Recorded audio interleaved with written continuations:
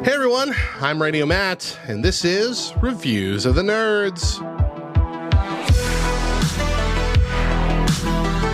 Today, I'm reviewing the Nintendo Switch Online subscription service as it stands in 2023.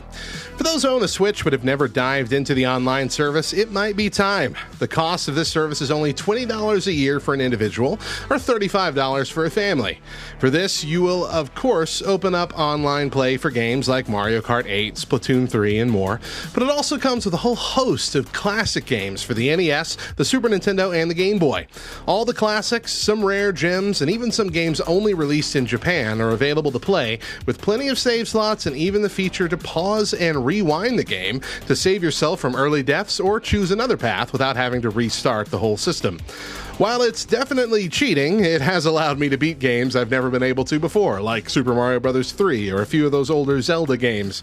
This service also allows for some cloud data storage and a few online perks, but all of that for just $20 is well worth it. But there is another level you can open up, the expansion pack.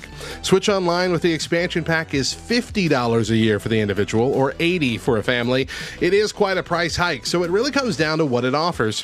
First of all, it brings a library of Game Boy Advance, Sega Genesis, and Nintendo 64 games to the mix.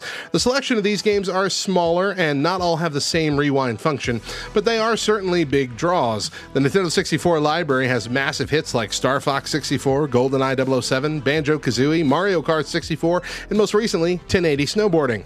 But perhaps a bigger draw is dependent on what games you already own. If you own Splatoon 2, Animal Crossing, or Mario Kart 8 Deluxe, you will find massive expansions to those games here. Splatoon 2 adds an entirely new single-player adventure. Animal Crossing adds the Happy Home Paradise expansion, allowing you to help others build their homes and islands.